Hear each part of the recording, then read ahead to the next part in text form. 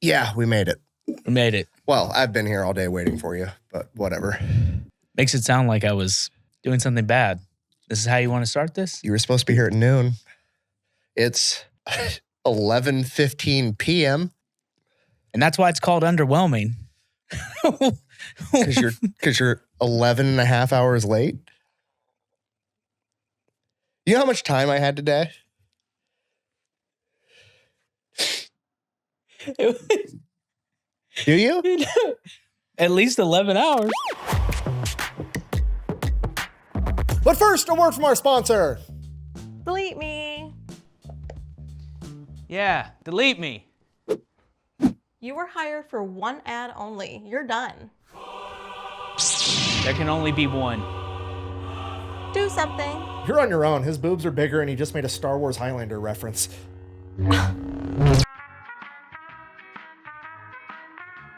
Anyways, Delete Me, biggest sponsor of the channel. You guys know the deal by now. You give them money, they make sure the data brokers on the internet are not selling your personal information. These data brokers are legally required to stop selling your information if you ask them to the right way. Unfortunately, each data broker has a different right way. And Delete Me knows all of them. Not only do they go and they get all that information taken down, they continue to monitor all these data brokers in case they get your information again, and then they tell them to quit selling it again.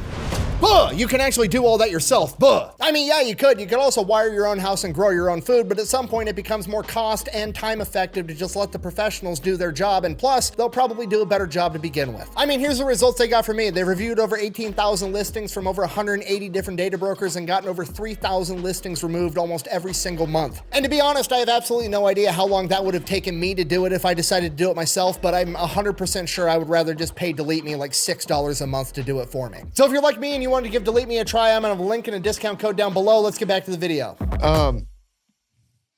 How much time did you have today? I had so much time. I did all the notes for a Waffle House video. Okay. And then I had time left over. So I actually went to the store and I got you a gift. You got me a gift? I did. Merry Christmas. Don't do this. I didn't get you a gift. It's okay. I don't need a gift. I didn't have to get stuck at O'Hare Airport for 12 hours. That was a good enough of a gift for me. I said I wouldn't cry. What is this? What is this? It's a box. It's exactly what I wanted. Good. Chrissy's daddy always does this thing, and he's like, "Oh, he'll pull out tissue paper," and I've noticed I started doing it. Like I've started a Seiko. You bought me this.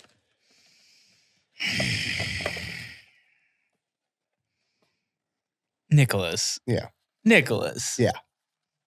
I got you a watch so you know what fucking time it is. So you're not 12 hours late. It's a GMT. I mean, it's got a 24-hour hand, so you know the difference between AM and PM next time. Thank you. Yeah. This is very... I've got you something too. Hit it. Will you bring it? I don't. Okay, good. That's awesome. Thank you so much. I don't know what to say. I'm having an underwhelming response. Good. Perfect. This is very nice. What It's very kind. I appreciate expect. your thoughtfulness. Yeah.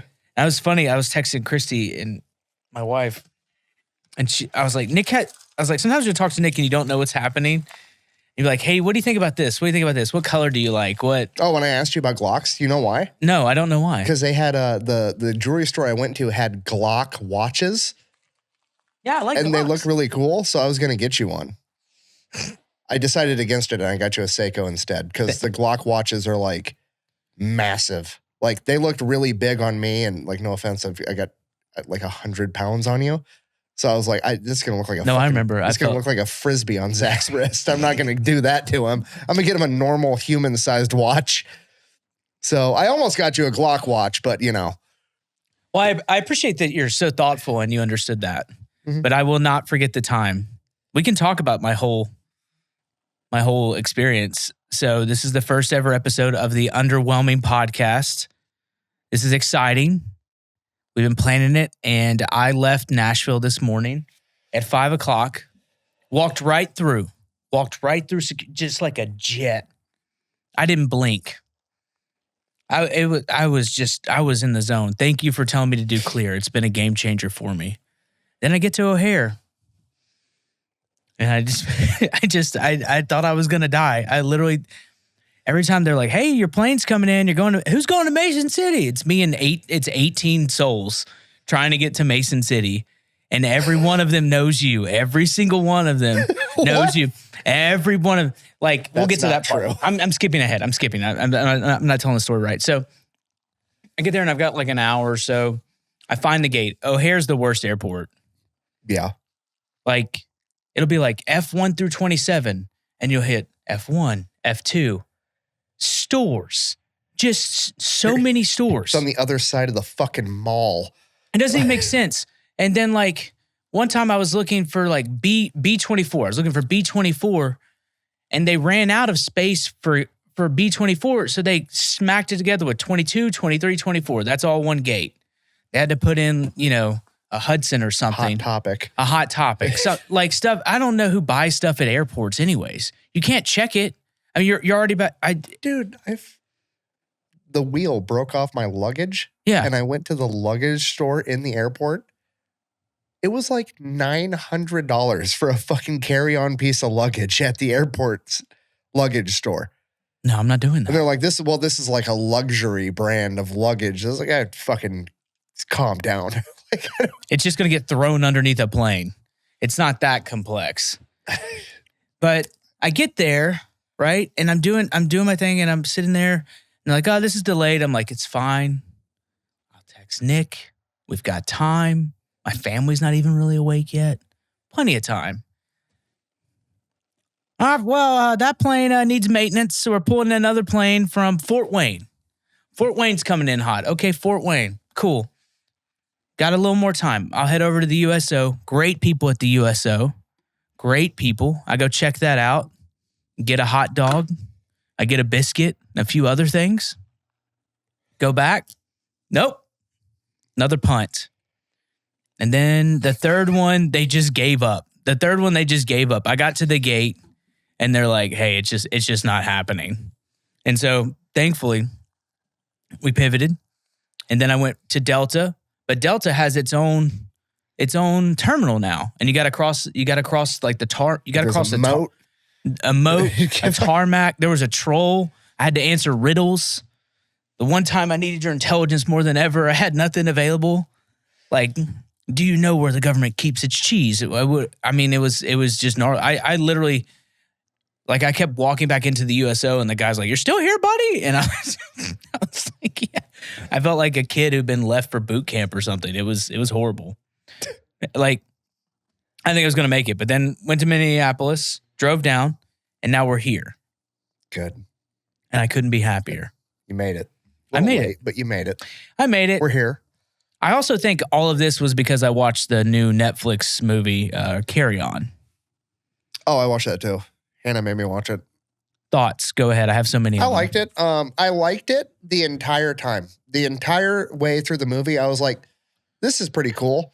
I had like one brief moment of rage when the girlfriend, like, I swear to God, every action movie and horror movie and just every cinema movie in general would be 20 minutes long if the lead female character would just fucking listen.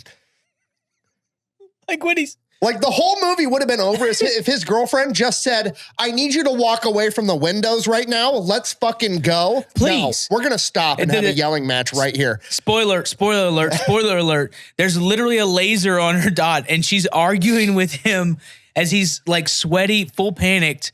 He's been fighting Jason Bateman. Right. And she's like, listen, I just want you to be happy. And she's like saying like crazy shit at work. So like I had a miniature anxiety attack because of that. But then I also look over here and I love you so much. She's like, what? And I go, I just know that if I run up cranked up to fucking 11 and I'm like frantically telling you to do something that you'll just fucking listen. Yeah. It's like, I love you so much. Like just get in the car. Okay. Yeah. We'll deal with it later. Like that whole movie would have been over. 29 minutes in. If she just, let's go talk, not in front of all the windows where the sniper is. Yeah. And that was that was the only leverage. So there was that. That was like the one part, I still like the movie. It was great. But then like, you ever like have a thought like right as you're about to fall asleep and then you're like, I'm going to be up for 2 more hours because I'm fucking annoyed. Yeah, just I was laying down in bed. I was like, that was a pretty good movie. Oh my God, that was a CIA psyop to make me think they do something. TSA psyop to make me think it's the TSA an advertisement for the TSA. Yeah. Like the whole thing, like I was watching it and they're like having meetings, like they're doing briefings and stuff. And they're like, guys, we got some fake tickets we got to keep an eye out on. Right. Like, and I was like, am I being sold on the TSA right now? The scene from like every detective movie ever where they're breaking down and assigning the cases to track down the murderer. Yeah, we got some pins. We're going to look at some stuff. We're going to get first off, who has paper tickets anymore? No one. Old people. Oh, old people. Old people up the ass every time. Old people. Well, sometimes you get them when you check bags, but even still, you don't have it. Like I just have like every time I go through an airport, even with we just got back from New York. We'll talk about that. But I just have like tickets with like luggage and stuff. But it's when I get to the hotel and I'm like, why do I have like 7 tickets? You're a fucking insane person. You know that? Well, I'm a dad. You just got back from New York and you're like, I'm going to fly back home from New York, do Christmas Eve, do Christmas, fly to Nick's house the day after Christmas. It's the 26th for 40 more minutes. 40 more minutes. So. Also a good podcast. When are you leaving? When's your flight out? 12. 12 tomorrow. 12-ish. In like 12 hours. In my defense, as incredible as the Mason City Municipal Airport is, not a lot of time slots available. Not a lot of time. That was the big factor. It was like, come in at this time, leave at this time, or do like a week, which we're slowly going to build towards that as I eventually put a summer home here. Definitely not a winter home. I'm not a winter guy. It's too cold. It's too cold. I'm touched that you have so much confidence in our underwhelming podcast that isn't even monetized yet that you think you're going to have summer home money. I know. Who buys a summer home in Iowa? I think I'm confident. And if you speak it into existence, I've been listening to The Secret. Oprah talks about this, and she's always been a good inspiration to me. Not really. I think about, dude, she really fell off too. I was thinking about that recently. She used to be like the pinnacle of like what I thought a mother should be, even though she doesn't have kids. Like I would come home. I remember coming home and like watching it and be like, man, she's such a nice lady. She does so much cool stuff. And like Tom Cruise would like jump on couches and stuff. You didn't do that? I'll be honest, I have not watched enough Oprah apparently. I watched way too much TV as a child. That's what I've come to recently. Like I would come home, school's out, Dragon Ball Z, right off the top. What's your favorite episode? My favorite episode? I don't even remember the episode names. I just remember watching them and I just... Get the fuck out of here. I remember thinking like, man, they really do charge up a lot. That was like a thought I had. I was like... 3 episodes? 3 episodes like... Yeah. Just Goku. It's just him just like... And then it's, when Vegeta showed up, that was really cool because I was like, that'll be my hairline. I'll have the Vegeta hairline deep into my life. That's Calvin. Yeah, he is. Well, he's also a martial arts master. There is that. I felt like Piccolo was like, my problem with Dragon Ball Z is like all the big bads end up becoming not as strong. Like the universe kept building too much. It's always a bigger fish. That's real life. Yeah, but like, it was too fast for me. No, that's real life, bro. Is it real life? Oh, 100%. That's martial arts. I did also look for weighted clothing for a while. That's true. I remember thinking like, that's a smart move. I was looking for a giant turtle shell. More of a Dragon Ball fan. Yeah? Yeah. Yeah. The weighted clothing would have been the move though. It was funny because I like had a boxing coach because I'd boxed a little bit in high school. Mm-hmm. And I had like weights on my wrists and shit. I'd do that. He's like, quit doing that. That's fucking He's like, you're just teaching yourself how to punch slow, dumbass. You're just like showing up in class with like, I feel like you're like riding in class and you're like banging your wrist on everything. Like, what's Nick doing? There's that weird kid from California again. Yeah. Wearing the boxing gloves the whole time. It was a good time. So random thing. I got annoyed that Glock makes watches after I went to buy you one. And I had done all my research on Waffle House. So I was like, watches is a weird jump. From what? Oh, Glock? From guns. It's like, what are we going to, guns and watches? You know, so I was like, what the fuck else is Glock into? Guess the third item on the fucking trident that is Glock, of the trifecta of products that they dabble in. Can you give me a hint? It's an animal-based product. They making jerky? No. Steaks? No. Horse cum. No, they're not. I swear to God. What? Glock? With a gun? Glock? That's not safe. Glock is heavily invested in like stallion, thoroughbred horse cum. We need blahs for this. They say diversified, but I don't know. I didn't get very far because I didn't have that much time to look into it, but I'm just guessing. You had time today. I'm just guessing. You had time like today, dude. Gaston Glock, had all this Glock money and watch money apparently, and he's like, rich people get into weird hobbies, and he's like, what do I not have? Thoroughbred horses. We'll just start at level 1. Come. Is there that much money in horse cum? Oh yeah. How do you verify like it? Thoroughbred horse jizz is worth a lot of fucking money. Yeah, but how do you? There's one way to verify it, and I feel like there's an eyes on, like like when they grade Pokemon cards. Is there a guy? Is there a guy there like?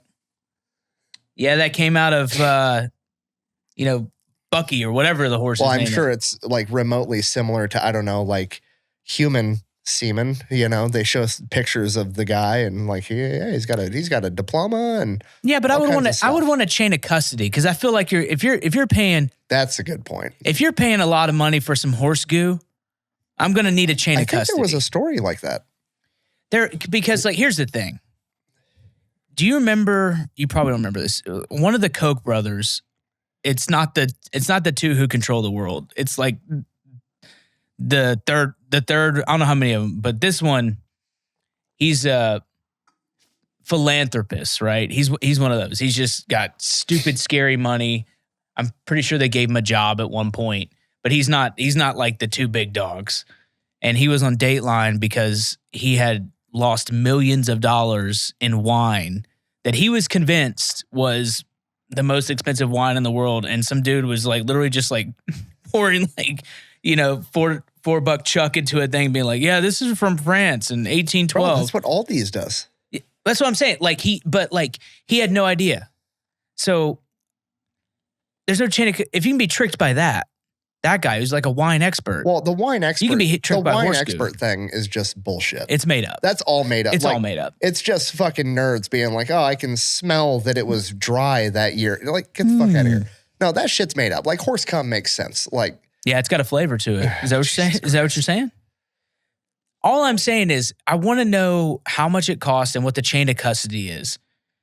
Because there's definitely a guy who's grading it, and he's like, they don't grade the cum itself. They grade the horse it comes from. I know, but there's a lot of in between. I mean, is it like pure grade? What do you mean? Like skim whole 2%? Like no. That's what I'm kind of thinking. We're 16 minutes into our first you brought thing, it up. And I brought it up. I brought up like something that was going to be quick and funny, and you're like, no. I want to know the chain of custody of this horse jizz. I just feel like there's a lot of error in this world. I feel like it's dangerous. This is your military PTSD flaring up. Like if we lose a sensitive item of horse cum and I have to look across this entire base and I'm not allowed to go home till I find it, I'm going to be pissed. Yeah. What's the chain of custody on this? Where is Lance Corporal Smith? We can't tie it down to the rifle. What are we going to do?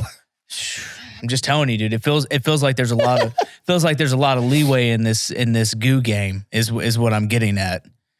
We're 17 minutes in, and I realize we probably should have figured out what this podcast is about a little bit more before we just did it. I think this is it. This is just chopping it up. It's just us. Just doing a thing.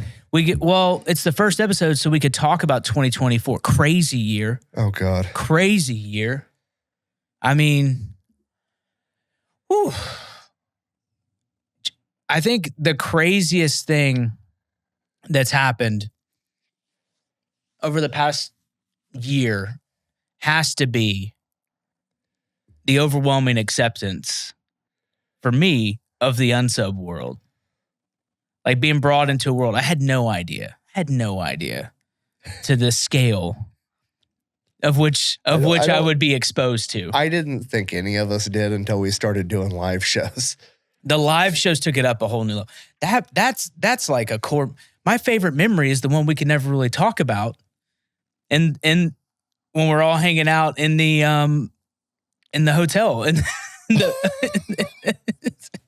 not going to talk about that. But it's just us goofing. It's just us goofing. But like, I mean, that last run, that was crazy. You weren't there for the Tyson Paul fight with us. No, I wasn't. So we had another hotel lobby experience. I was getting a text though, because y'all were all like all over the place trying to find a spot. No, yeah. So we were trying to find a spot to watch the fight. We just got done doing this live show. We're hammered, and we couldn't find anything. And we're like, fuck it. We're just gonna get on the little 15-minute computer in the lobby that you can like check your business emails with. And we logged into, I think Brandon used his Netflix to log in. So that account's getting fucking hacked for sure.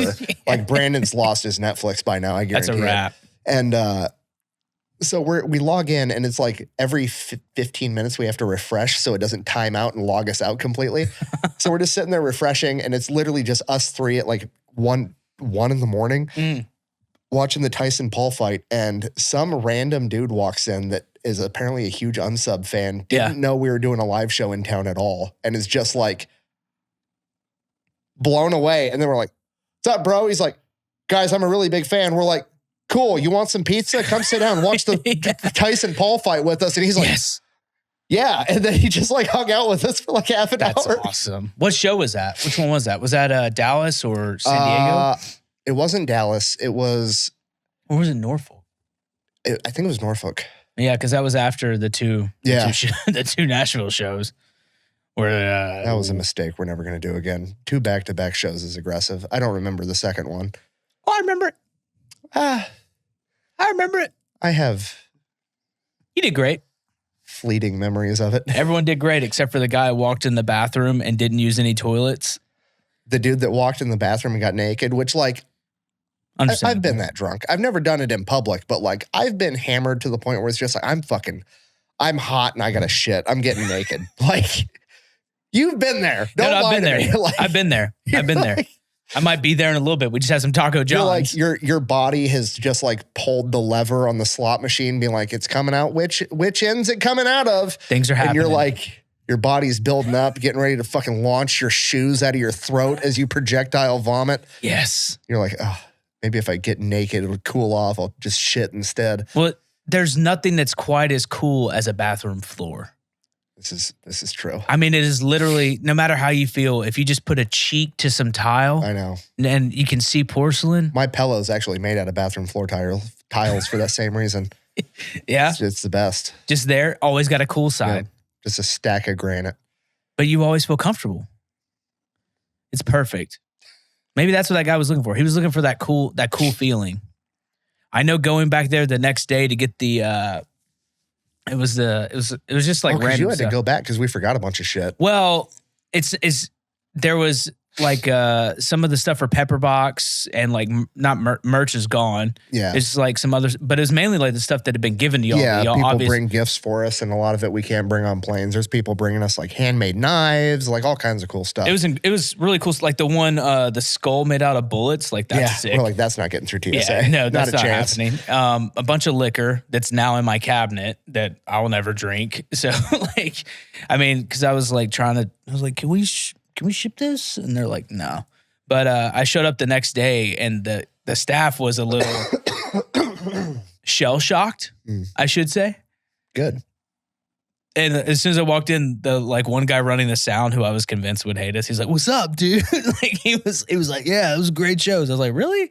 And he's like enjoying it. He's like, "Yeah, that was awesome. Whole different crowd here tonight." And I was like, "Who is it?" And he shows me the flyer, and it says Lady Gang. I guess it's the Lady Gang podcast. Shouts out to y'all. Girl Power or Lady Gang Up. I don't know what they use. Do. Whatever. He's like, yeah, it's completely different tonight. He's like, I hear him going, woo. And then the funniest part is when we first fucking got there, there's like, it was a bigger venue, and it was kind of set up to be like a wedding reception type area. Like it was like formal dining seating. Like, yes, you could tell it was like a wedding reception spot.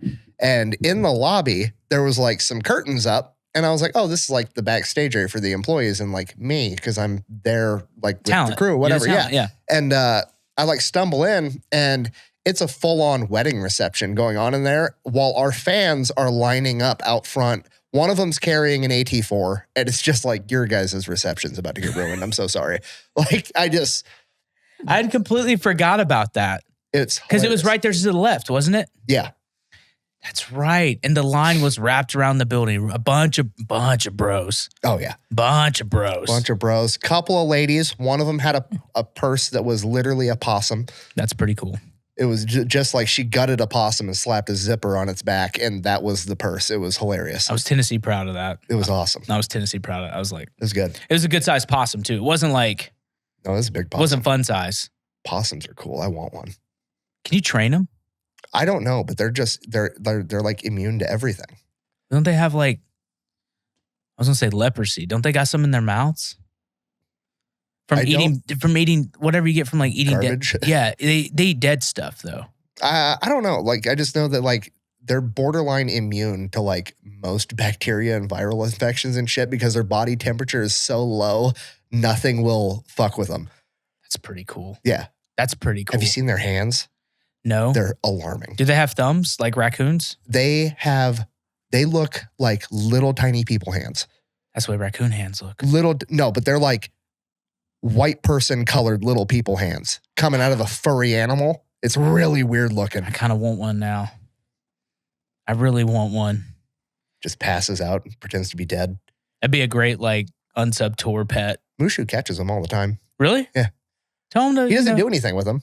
He's not. He won't come in the house sometimes. I'm like, what the fuck are you doing? I'll go outside at night. I got like a flashlight. I'll be looking around and it's just Mushu with his nose on a possum and the possum's like pretending to be dead. And Mushu's just booping it with his nose. And he's like, look, Dad, look at this fucking thing. Look at this. Like, Mushu, get your ass in the house. Leave the possums alone.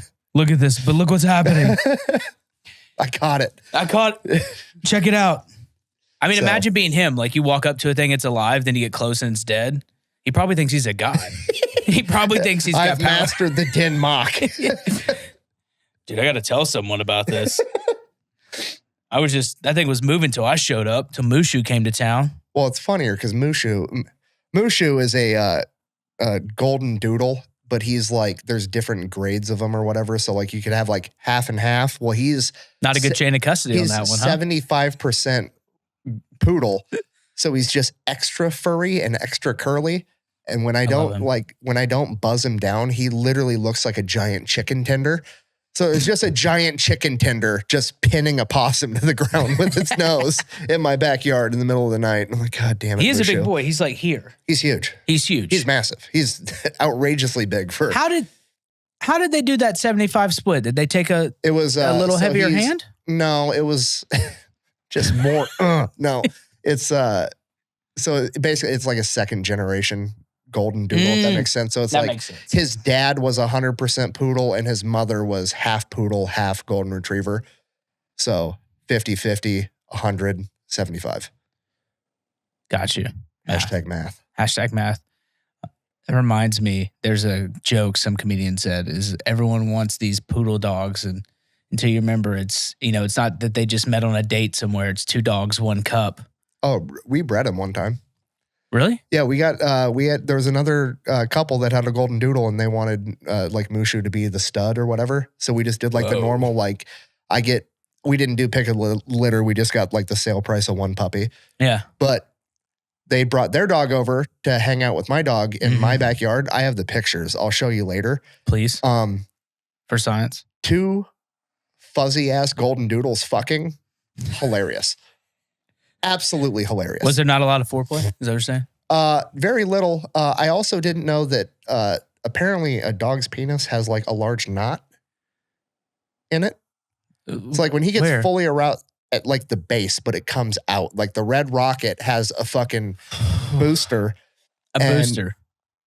The fucking knot apparently gets stuck in the female for a little while till the blood flow cools down. So like after the dog finishes, he's just stuck there, but they get impatient. So like look in the backyard and they're just like standing ass to ass with his junk still in the female dog. Impressive. And I'm like frantically Googling, like, is this, no, they're like, yeah, it's normal. Just leave him alone for 15 minutes. Do not try to pull him apart. You're going to hurt your dog. Poor like, Mushu. Huh. He's probably just over there like, so. Could you imagine getting laid once your whole life? I think it would be awesome the one time, but then that 15 minutes of like awkwardness would probably kind of ruin it for him. Maybe that's why he's not so down bad about it anymore. Because that really burned him up being like, so I'll call you?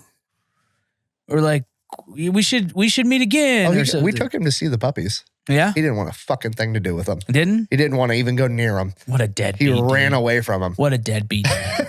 What a deadbeat dad. Mushu, I've lost all respect for you. Mushu is such a good name. That comes from Mulan, of course. Yeah. Right?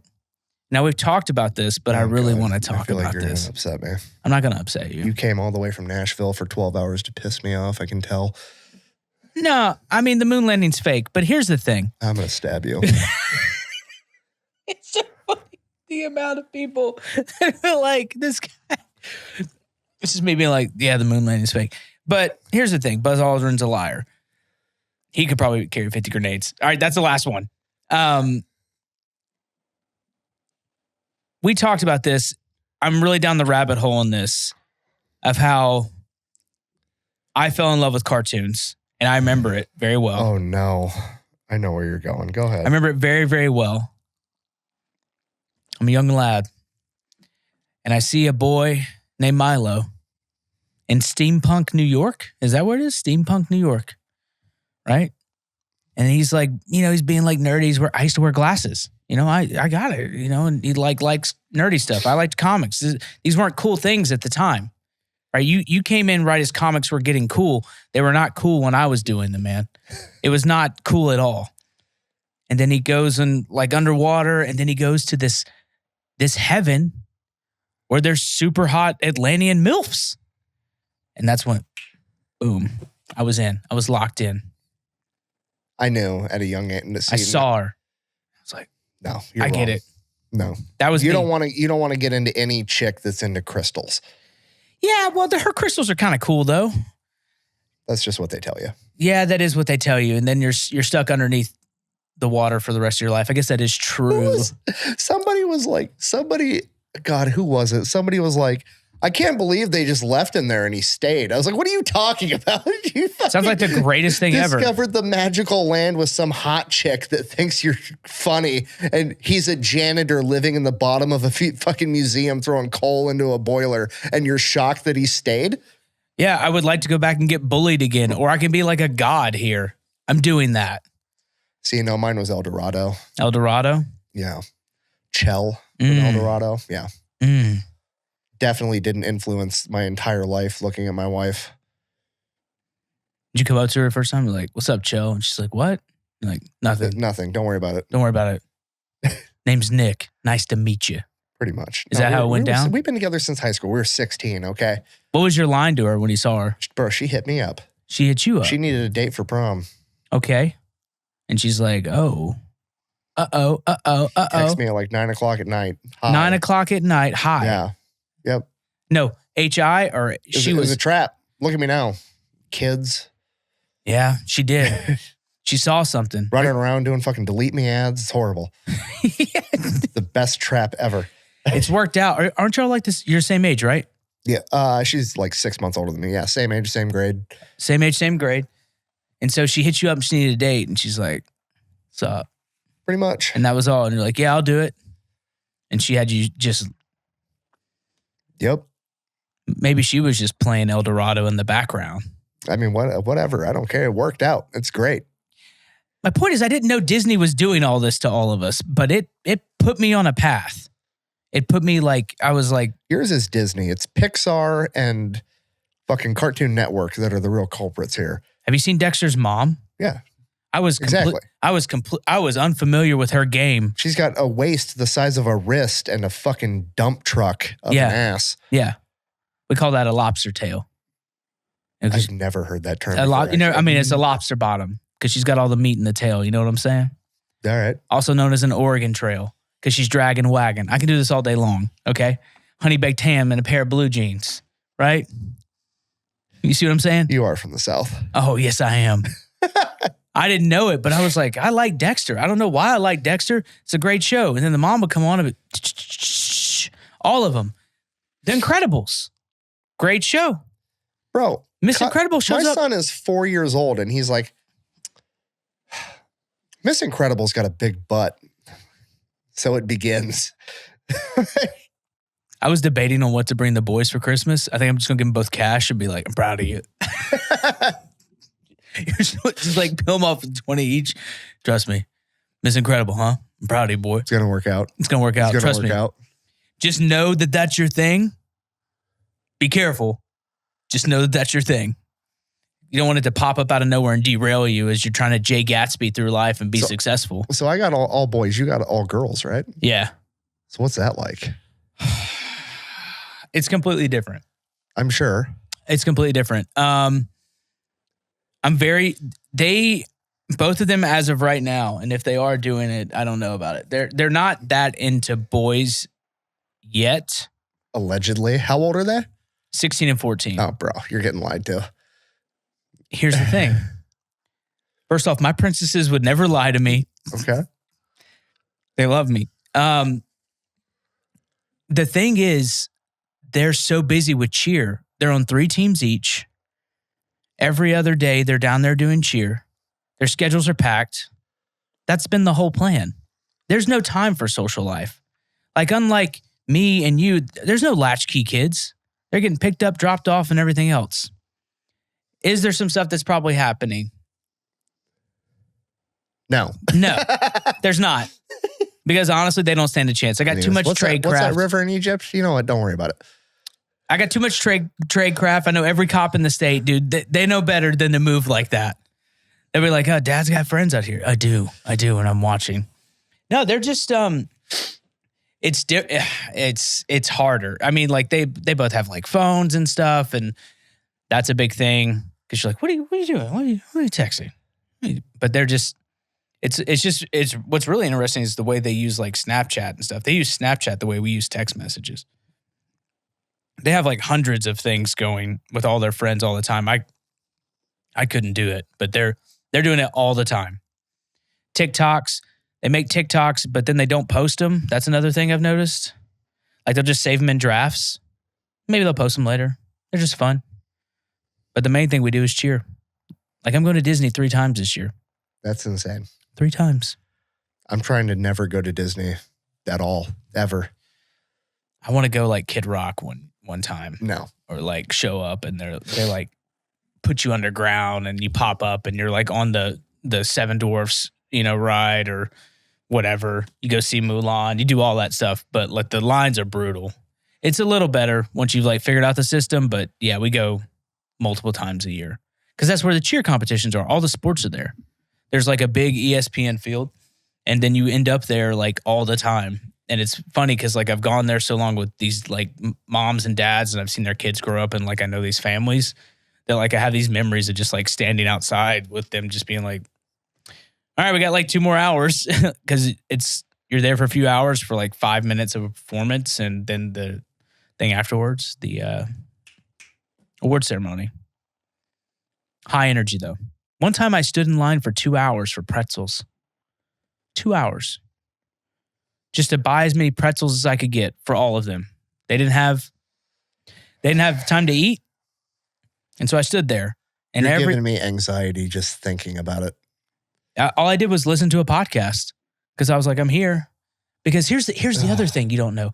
Cheer competitions are like going to a rave, but you're sober. And it's like, here we that go. Sounds awful. Ba, ba, ba, ba, ba, ba, ba, ba, ba, ba, ba. It's fine. I'm listening to theirs. I want to hear theirs. But it's that times like 100. So there's like all of the music happening all the time. You're just like, you're just humming, like eating like burgers and chicken tenders in Disney. Like, because that's basically all there is. There's other stuff, but like at the ESPN place. But I stood in line for 2 hours for pretzels and I cleaned them out. I bought like, I think a dozen pretzels that day and just like walked over to them and I'm just like begging them to not be mad at me. A whole group of cheerleaders. Here you go, girls. I was a king. So I was a king for like 5 minutes. So no boyfriends ever that you know of. Allegedly. They've both had like dates to dances, but no, they just. Did you meet them?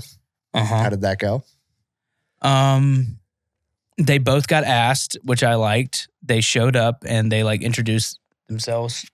That's cool. To like me, and it was like very nice. And girls don't know how hard it is for a guy to ask. There's so much rejection, and so I had a lot of respect that like the one young man, he came over and his mom and dad and stuff, and he like had a sign. I was like, "Will you be my date to homecoming and whatever?" And then the other guy came over and did the same thing with my other daughter. But like, when I saw them like come in, like I wasn't gonna be like, "Hey man, I'll make you disappear." Like that's weird. But I was just like I was just super impressed by the fact that they like showed up and were like, "Hey sir, my name's so and so. Nice to meet you, sir." That's cool. Because asking's hard. Because girls have to say yes or no, but the courage to be like, "Hey, will you please?" I didn't have, it wasn't 100% at bats for me. I'm not gonna lie. Not all of us meet, our dream girl in high school. Mine came after high school. That's fair. Yeah. That's fair. Oh, I'm sorry. She met her dream boy. Oh. And then she found you. How unfortunate. Oh, come on. She's loving it. Delete me, everything. That's true. That's going It might work out. Yeah, Haircuts with good. Hannah? It's going good so far. Patreon liked it. Patreon liked it. People messaged me. I love that. Good. Number one comment I get, I didn't know Zach had hair. I'm going to work on it. And I am growing my hair out to do a Fury haircut. I don't have I don't know. Like, you've got hair. I have hair, but like the amount of people that think that I'm just straight up fucking bald under my hat is hilarious. It's just an easier thing to do. That's my main thing. I get up, boom, go. I want to put gel and stuff in it. I want it to become like a new thing. I just want to boom, put the hair up and go. I do know some guys who've done hair transplants. And like a part of me is like, would I ever do that? Because maybe I would, maybe I wouldn't. But I hear the side effects are gnarly. Go to Turkey. Hannah says it's not worth it. She says she's, because she cuts hair. It all falls out anyways, right? She says it's definitely like, it's not worth it. Like she's like, you can tell if you get within 3 feet of the person. Unless you're like Brad Pitt, you like had like the top of the line something or whatever, probably. So, meh. Well, I also heard you got to take like Rogaine forever. Yeah, I heard that too. And the side effects of that are ridiculous. Suicidal ideation. From a Rogaine foam? Rogaine, Propecia, whatever the like base ingredient of that is. Suicidal ideation, depression, lactation. But hey, you got hair. Like you can't. You're making trades. If you're putting something in that to counteract stuff, I mean, I'm not. I didn't know that. No, dude, it's like gnarly. Like not sterile. Like it'll kill your sperm count too. Like I know a guy who was on. I can't remember which one he was on, but like it took him longer to have children because of it. Jesus. When he came off of it, like months later. Yeah, but hey, you want hair? Don't you want hair, buddy? No, it's just not there, dude. And if it goes, it goes. Who cares, man? It's not that big of a deal. I'll just buzz it, be done with it. Yeah, that's fair. Just take it down, move on. I still don't know what this podcast is about. This is exactly it. We're doing it. It's underwhelming. That's the point. It's going to travel to Mason City, Iowa and hang out for an hour.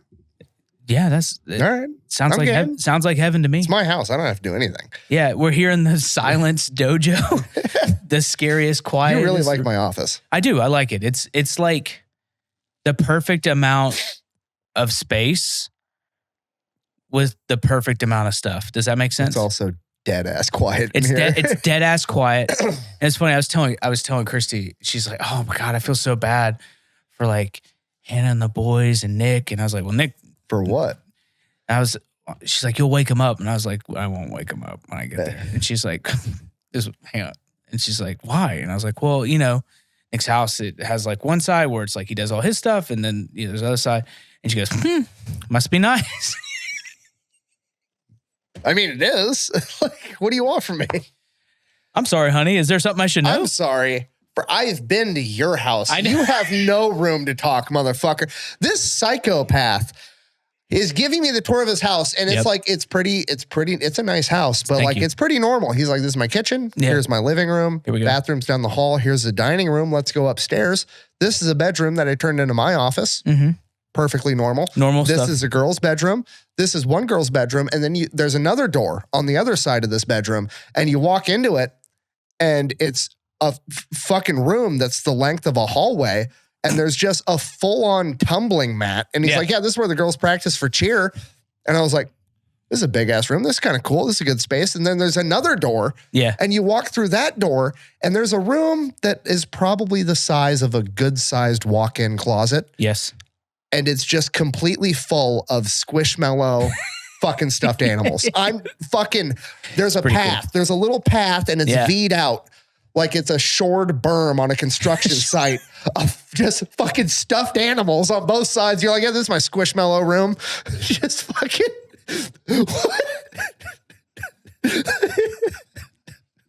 It's the one thing everyone comes in there and they're like, whoa, are things going good? And I'm like, yeah, we got a squishmallow room. What's funny is when we moved. No, you're talking shit. I'm not talking shit. It was just work here. This is my job. I know. You got fucking squishmallow room money. I got squishmallow money. Yeah, I got squishmallow money. It's funny because when we moved from our old house to our new one, there was stuff because the house is bigger than the one we had. And but that's the one room that's filled to the brim. And not all the squishmallows made the cut, by the way. That was a rough day. Like literally. How many did you have? Brother. There was hundreds in that room. I know. And it was literally, it was sad. It was like, oh, like, I was like singing hymnals as I was carrying them out to the trash can. Like some made it, some didn't. And those are the ones that made it. And they still grow. And they have little crash pads that we got from Costco too. So they have a little squishmallow pad for them as they're with the squishmallows. But it's a cozy room. It's great. And the gymnastics room that's part of the no boyfriend plan. Why are you going over there? You can flip in here. And they do. They actually, because it's a lower ceiling, we had to get a light just to like go all the way to the ceiling. So it's like a plate. It's like a little LED plate. Like a recessed light. Yeah. Yeah, it's recessed basically just so we have more clearance. And like, if you don't know they're up there and you're like downstairs, just like, you're like, what's happening? It's like living with ninjas. It's great. I love it. And they're just up there flipping. It's awesome. It's good, clean fun. Did you see Pickles in there? I can't remember if Pickles is in there or not. What the fuck is Pickles? You don't remember Pickles? No. Dude, Pickles is such a G. Pickles is a hamster. You have a hamster that lives in the squishmallow room? Well, no, it's a stuffed animal. He's a big pink stuffed hamster. Okay. And we were at Dollywood with Dolly Parton. Love her. Also, whoa, to this day, whoa. And my youngest, she goes, Dad, I'd really like that hamster. I go, okay.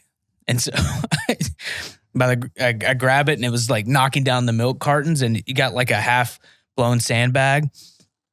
And I was like, what I got to do? And the kid's like, knock them all down. So I knock them all down. He goes, well, I mean, like knock them all off the thing. And I was like, bro, that's a completely different situation.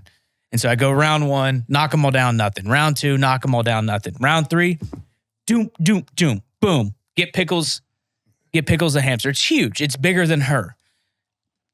My oldest daughter comes back. She goes, Dad, I'd really like a hamster. I then proceeded to spend upwards of $100 and blowing out my shoulder. Was not able to recreate that. And I'm not going to lie. I did look at the guy and go, how much for a hamster? He wouldn't give you a price? He was like $200. I was like, $200? Dude, you could have told me that before I'm already in the hole. Before I just spent $150. Yeah, I was like, I'm already in the hole. And he's like, I'm sorry, dude. I was like, and I was literally about to do it till Christy like grabbed the money out of my hand. She's like, you're not doing that. But Pickles now sits in that room. I want to talk shit about that, but I can't because I know that you've seen me swing a sledgehammer at a bell at a fair. Yeah. I can't stop. No. That part of my brain scares me. That weird, like, it's time to compete. Simple task. It's time to compete. But it's simple. It's supposed to be fun. You know what's fun? You know what's fun? Winning. Okay, yeah, let's do it. And when we did the beer fest, I walked up there. I'm not gonna say who went first, me, and I was nervous because I was David Goggins, Zach. Yeah, I was. Who's gonna win the hamsters? When we did that, I was like, I just got to get one. The guy's like, you have 3 tries to hit the bell, and I was like, I gotta hit one. First one was a dud. Second one hits the bell, and I was like, boom. Third one hits the bell, boom. All right, nice. You get a ribbon, and then you go up there. You go boom, boom, boom. I go, well, now me and Nick are competing. Now we're gonna be here all day. Now we're gonna jeopardize our friendship over nothing. And then we just all kept swinging a rubber mallet. Doom. And we found out they didn't have any gold stars because if you got 10, you got a gold star. But I we got know. Highway robbery. It's pissed. But that's bros being bros. Oktoberfest. That was a good one. It's been a whole run. I mean, what was your favorite part of this past year? Like, if you had to pick, I have another favorite part besides the unsub tours. I have another. Unsub tours are pretty good. I have my other favorite part. Go on. Is the VFW. Oh, that was good. That was a little hairy for a little while. Everyone it was like battening down the hatches. But you were stressed over that. Yeah, it was, it's not often a veterans organization attacks you publicly online, like one of the oldest ones in America, and literally called me a liar on every platform they could without mercy. And then we're just like, oh, well, we'll just see what happens. And it was your wife who made she made the meme. She made the meme. Helms deep. Yeah, it was so perfect. It was funny because I had to explain to Christy what it meant. And she's like, what does this mean? And I was like, it's good. It's good. This is like a level 5 meme. You're at level 1. This is going to take me 20 minutes to explain. And by then it's not going to be funny. Well, the Battle of Helm's Deep. Like, I'm like, well, it's because of the Rohirrim. And, Look, there was this guy. He made a ring. Yeah, it's complicated, and that's getting off the white. He was the gray, but now he's back, and he says, "Look for me." He's actually an angel that looks over Frodo. It's a whole thing. Yeah, it's a whole thing. Here's the thing. We're gonna be all right because she was worried too. Everyone was worried, but then you and Rich came out swinging, and it was all because we said no to their campaign, which is hilarious. Which is objectively hilarious. Like, I don't understand the logic that's like, these guys are good at social media. Uh-huh. We should pay them to do it for us. They said no. We should attack them. Like, I don't. And of course, it's like walking into a karate gym and being like, who's the best guy here? Teach me karate. Oh, you don't want to? Let's fight. Fucking. Okay. Maybe not the best idea. It's a weird strategy. Cotton, we'll see how it plays out. Like, it was. Didn't the guy get fired that made the call to do that? Here's the thing. I don't think I've ever talked about this publicly. So me and Rich and Nick had like a war room chat every day about like best practices and how to proceed, because while they were trying to drag me online, the first initial 24 hours, do nothing. And we did nothing. 48 hours, we still did nothing. Day 3, got to say something. None of this is true, blah, blah, blah. I think I put out one tweet, was like, are you sure? Like, are you sure you guys want to do this? And then it just started happening. Rich's video came out. People started turning. I did not do nothing on day 1. You did not do nothing. I did nothing because I listened. I did things anonymously. You did things anonymously. It wasn't me. But also out of nowhere, every fucking post the VFW had made in the last 6 months suddenly got community noted. Weird. These things happen. Thank you, Elon. You're the journalist now. It was weird because, like, I mean, like, I've thought about this a lot, actually. I was... Like, at one point, I was like, it would have been cool to partner with him. Like, there's a branch of reality where, like, unsub tours VFWs and stuff like, you know what I'm saying? Like there's a whole different timeline where they're like partners and we're helping to get young members.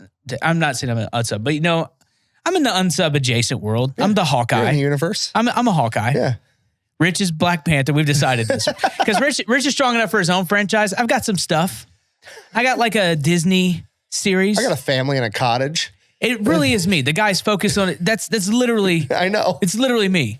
But like it could have been so different. But like instead, and I know why they picked me because they just thought I was definitely the one with the least amount of social followers and stuff. I understand that. But what's weird is that like if they picked any of us, the idea that we would all like abandon one another is the craziest part. No, that y'all would like be like Zach sucks. Like or like if they attacked you like Nick sucks, like we're back to back against the world as far as I'm concerned. The funniest part is like they could have picked on anyone else and it would have been like, for the most part, it would have been like Nick can handle it. Yeah. Brandon can Cody can handle it. Yeah. They picked on like, it was literally like them picking on Little Brother and all of everybody else showed up pissed. Yeah. I remember Cody was like, he just tweeted, he's like, are we going to have a fucking problem, VFW? Cody, the 19th most influential man on Twitter between Taylor Swift and Kanye West, is talking shit to you on Twitter. Are we gonna have a fucking problem? Oh, it was so funny. It was Brandon's like, we have a Hulk. Like, I mean, we almost won an election. Come on. It was just so weird. But the full circle moment of it, the meet and greet at Boston. I'm sitting there with Hannah. I don't know if I've heard this. Well, there's multiple parts. Okay. But the meet and greet, I'm sitting there with Hannah and we're like trying to get y'all food or whatever, because at that point we're like, meet and greet's the core guys, put them out there, let's get them through. Wilbur was really, really cool. They had security and everyone's nice. And I'm sitting there and it's just the meet and greet people and us in the venue. And some guy goes, the VFW hates you. And I just turn around and I go, fuck them. And then they like erupted.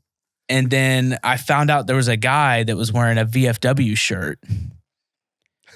And so when we went across to that bar, like unexpectedly, I saw him and he was like, hey man. And he like showed me his VFW shirt and he's like, what do you think? And I was like, you're fucking kicked out of here. You're leaving.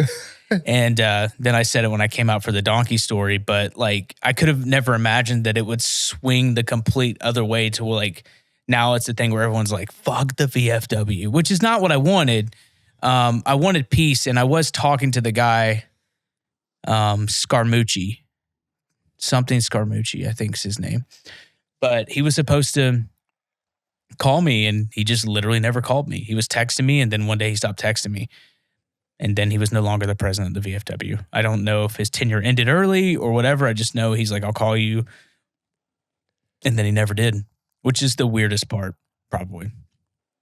Good. He was like, we could talk, and he's like, I'll fly you out to DC. He was like, man, you're friends. He was like real New York. He's like, you're friends. The fat electrician. Because no one ever wants to refer to you as the fat electrician because it's so funny. Because they're always like like it's his name. You can say it. You can say it. He says, call me. I'm the fat electrician, but they're like the fat guy and the cop guy. It's like, whoa, those guys. They went hard on us. And I was like, well, and he's like, come on. He's like, you could say they went hard on us. And I was like, they just described what you did. True. Like, it was the weirdest call because Chrissy was there and she was just like, what is he? He's like, we should be friends. He's like, right now I'm on a tour. I'm in, where I told you. It was like overseas. He was overseas. He was like in Korea or something. Yeah. He's like, I'm seeing the guys overseas. And I was because he was doing like the South Korean VFW tour or something with his whole family. Yeah. Kind of sounds like a paid vacation. Basically getting the VFW paid for a vacation, yeah. Great. I didn't know we had VFWs there. Also sounds like a paid vacation that he was on for like 3 weeks. Whatever. What is it called where you like tour? You know what I'm talking about? You do like a tour or whatever, like a like a battlefield tour, wherever they call it, like when you go take over a command tour. That's it. Oh. A command tour. Like you go check out like a new place where like you're like, okay, I'm in charge of this, that, and everything. No, it kind of felt like he was just hanging out there with some of the bros. I don't know. It's just it's weird. And like even at the Army Navy game when I went there with King Picks Media, there were guys who were like, hey man, fuck them, dude. Like they're like, fuck them, dude. They suck. My phone is going apeshit. I made a tweet. Oh, here we go. Right before we came on. What'd you tweet? It's being well received, I'm sure. No, I can only imagine. Some college girl made a tweet about how she responded to Elon Musk because Elon Musk is like, just for the record, I paid $11 billion in taxes this year. And this girl's like, that's only 5% of your net worth. And the average American person pays 37% taxes on their income, blah, blah, blah. And I'm like, I just retweeted it. I was like, I'm not even defending billionaires, but it's violently fucking stupid to compare annual income and net worth in the same sentence and pretend like you're fucking making a good point. Like, I don't. You need to do a college tour. It's just. You would scare them. 85% of the people that are pissed off about billionaires not paying enough money. Maybe they are, maybe they aren't. I don't give a shit. But like, I don't either. They're so financially illiterate, they don't even know what the fuck they're talking about. They're literally just like, he has more than me and I don't like it. Meh. That's their whole talking literally point. It. It's fucking insane. It's always the amount. They're like, oh, you like 11 how much? 11 billion he paid in a year for taxes. It's fucking insane. That's, I mean, I would talk to somebody in a place called Schmeman Mylands if you catch my drift. Like I would. Well, it's just like 11 B's is a lot. And then they're like, the people that don't understand what an unrealized gain is blows my fucking mind. Like just because Elon is on paper worth $200 billion because he owns a bunch of Tesla, if he sold $1 billion worth of Tesla, he would crash the fucking stock. Yeah. Immediately. And they do not understand. Like you want to tax him on money that he doesn't fucking have. Yeah. It's insane. It's literally the same of like when the housing market goes up. Now you have to pay taxes because your house is worth $100,000 more dollars. That's insane. Yeah. It pays to be disabled veteran. Well, no property tax, but yeah. I hate it. Here's what I need you to explain to me. And I mean this. Okay. I do mean this. Why don't we do the flat tax? Like, we finish. Because we're dumb. Okay. I mean, that's all it is. It's literally, it's a horde of mostly fucking idiots that are constantly trying to outsmart really, really smart people and create a very, very complicated tax system so that the smart people have to pay more taxes, but all they're doing is making loopholes so they pay almost no fucking taxes. That's what I'm saying. Like, I think it would be, we wouldn't need the IRS. 10% across the board? 5? Whatever. I'm just throwing a number out there. Just just something. One sheet of paper. Everybody pays 10%, fucking the end. But the argument I've heard is like, well, his 10% is not as much as my 10%. Like it's vice. Then everybody's contributing equally based on their capacity. I understand. But the pushback has been like, well, but the 10% of so-and-so is not as much as 10% of so-and-so. Right. Which is a dumber argument. I'm there with you. I think it was Ted Cruz who tried to push a flat tax through. So many people have tried to push a flat tax through. It's just never going to happen, what? Because the IRS and stuff? It's never going to happen. That's part of it. Right? Well, some people just constantly want to force other people to pay more than them. So they're constantly voting for that. And you don't get that with a flat tax. So there's those people.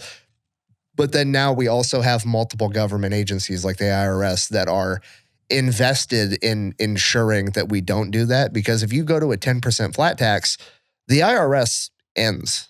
We don't need there's no auditing people anymore because the math problem is how much money did you make? Cool, give me 10%, fucking the end. There's no arguing over like, well, you can't write off your custom suits. You can't write off your haircuts. You can't write this off. You can't write that off.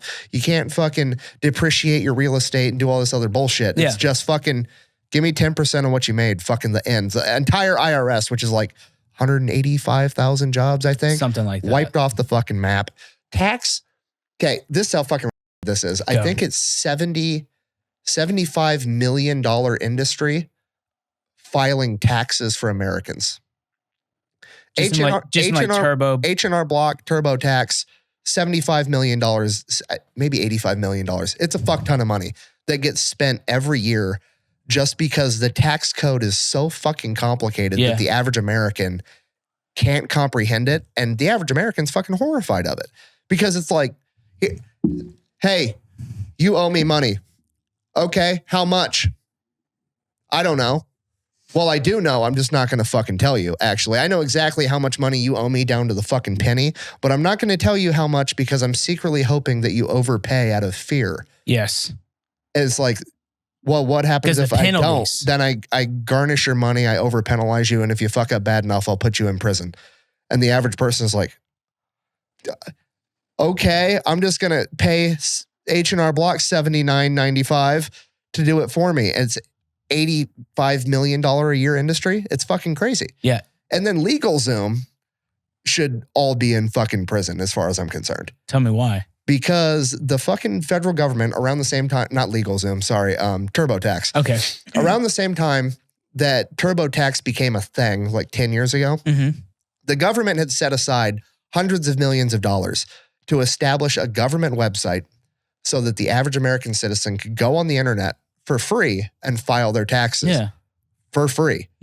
And H&R Block and TurboTax approached the federal government and it was like, hey, federal government sucks dick at everything. You guys aren't efficient, which is true. And they're like, so why don't you just let us do it? And in exchange, you give us all that money. We'll do it. And then there will be a free option where they can file their taxes with us for free. And the government's like, okay, fine. Okay. What they didn't tell you is that they intentionally then went and used SEO and the internet, knowing how to like backlog shit, and made it so that the free version of TurboTax is on like the fucking 18th page of Google. Yeah. So they get you to click on the fucking first link on the first page, which is the $79.95 option. And they let you get all the way through your taxes. You've invested 2 hours worth of your fucking time filing all this shit. And you get to the end and they're like, you got to charge money. Oh, I thought this was free. Well, that's the other fucking option. You can restart and go do it over there if you can find the link and you can do it for free. And it's going to take you an hour to find the link and another 2 hours worth of your time. Or you can just pay me $79 and everybody opts to pay $79. Hands down. So yeah, they literally just took a bunch of American tax dollars, got it to fucking fund their bullshit to fuck everybody. And nobody cares. Could they be part of the reason there's no flat tax then? Yeah. It's the IRS and it's these lobbyists. Yeah, it's literally just lobbyists that are like, I'm going to invest money to make sure this is overly complicated so I can keep making $85 million a year. Because the more complicated the law is, the more people won't be able to understand it. Now it's bullshit. Now I feel like crying a little bit. It's fucking horseshit. See, stuff like that happens and you still think the moon landing's real. That's what blows my mind, bro. I'm going to fucking stab you. I can't wait. I can't wait. If I have to hear, I'll literally if I have to hear one more fucking dipshit bring up the talking point about the Van Allen radiation belt, I'm going to lose my fucking mind. Zach, do you understand how fucking these people are? Here's the talking point. The Van Allen radiation belt is 40,000 degrees, Zachary. Yeah, you can't get through it. Look at the spacesuits that they're wearing. The spacesuits couldn't possibly stop 40,000 degrees in temperature. Okay. When you're a medic in the Army, or just when you're not a fucking idiot, you learn how heat transfers, okay? Heat transfers through the air. Yes. Okay? It can radiate out of your body, or it can transfer through a liquid or solid object, okay? So when you're standing on cold concrete, your fucking feet get cold, right? Yes. When the wind's blowing and it's cold, you get cold faster than when the wind's not blowing because there's more cold air touching you. Does that make sense? Yes. And now there's getting cold wind And then it gets worse if you go into cold water, right? Does that make sense? Okay. Is there wind or water or anything solid in the vacuum of fucking space? No. No. So the only way that your body can lose heat or interact with heat is by radiation. It's not fucking touching you because there's nothing there. Okay. And like, if you need help, like grasping this concept. No, I'm tracking. Like, just for the viewers, whatever. Okay. Think about this. What's water boil at? I can't remember. It's like a couple hundred degrees, right? Yeah. Okay. You could stick your oven on 450 degrees. Yeah. Hotter than the temperature to boil water. You can take your fucking hand and you can stick it in the 450 degree oven. Let it sit there. Yeah. For a while before it starts to affect you. Yeah. Take that same hand and stick it in boiling fucking water, which is a lower temperature. Immediate pain. Way worse for you. Yes. It's because the transfer of heat. Transfer of heat. And that's it. I hate these people. Is it the number one conspiracy that bothers you the most? I don't know. A lot of them bother me. Are there any that you believe? Oh, there's tons of conspiracies, I believe. Not like government ones that you've looked into. Project I don't know. Bluebeam. Give me some. What? Did I say Project Bluebeam? No. Because it's happening over New Jersey? Go ahead. No, I was just, give me some conspiracies. We'll weigh in. Okay. I think listen, hang on. I told you the John. If you tell me Jocko's a lizard, I'm going to be mad. No, he's such a bro. He's such a bro. It was so cool hanging out with him at Army Navy. He's so cool. Like, you forget like how big of a deal he is sometimes. Like, but like people were like jazzed to be around him, and like watching him and Chris do Punch Out, Go to Work together. Like, he's like, because I introduced them at Army Navy. Side note, I introduced him at Army Navy, and I was like, "Hey, it's good to see you again." He's like, "Oh, what's up, Zach? Good to see you, brother." And then Chris goes, "Oh, this is my friend Chris." He goes, "Oh, I know him. Punch Out and Go to Work." And his face just lights up, and I'm smiling like a dad. Like, I'm just like, oh. And then he walks him through it. He's like, "How do I do it?" And they hung out. But no, he's not a lizard. He might be the lizard king. But conspiracies, giants. In Afghanistan in 2008, the locals would tell me there was giants in the north. I swear to God. I swear to God they were telling me that. I never heard it again until I heard the Mr. Ballin episode. But all throughout Afghanistan, they were like, in the north, there's giants. It's a big deal. Blah, blah, blah. Cryptids don't bother me. Is that a cryptid? Whatever. Cryptid, mythological. Mythological creatures don't bother me. They don't bother you. So mythological creatures don't bother me because they're funny. Because it's like the platypus is very recently discovered. It's been around. The platypus is literally older than the duck. What? Like platypuses have been around longer. Have been around longer than ducks have, right? But like, look at them platypuses. We just recently found them, and it's like, you know how many people back in the day were probably like put in a crazy like mental institution. Because they used to draw shit. You know what I mean? Yeah. It's like some dude took off on a wooden fucking boat for 9 months, came back, and he's like, "Oh, I found this fucking island called Australia. They've got dogs that hop around on 2 legs and box." Like, put Bartholomew in the cage. Put him in the cage. Yeah. This guy's lost his fucking mind. No. So like that stuff doesn't really bother me. Like Bigfoot, whatever. You want to walk around in the woods, look for shit, go for it. That doesn't bother me. I think the giants thing, I'm in on that one. Aliens. Where are we at on aliens? I mean, maybe. It's kind of weird, right? Huh? Kind of weird, right? I'm convinced that aliens are real and we know about them for one simple reason. I vividly remember the exact moment in time where I went, aliens are real. What was it?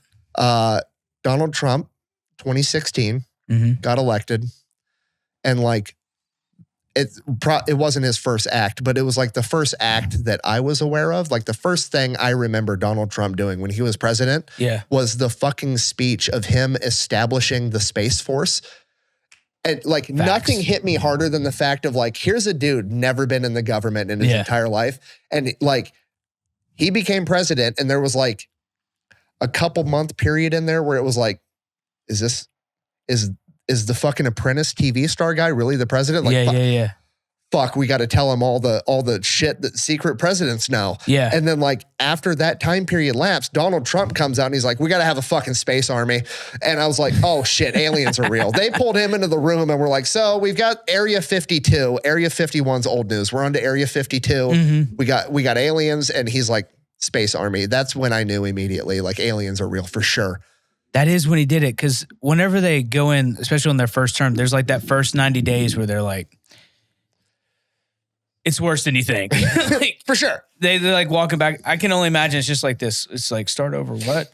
We have a treaty with Mars? Yeah, we have to give them oranges, dude. Look, there's Martians. Also, there's a fucking mountain that we hide all the cheese in. Just like there's a lot of shit going on behind the scenes that you need to be caught up on. Yeah. It's the reason we still, like, it's, it's believed that the reason we like gold so much is because of an alien race. That was what they used.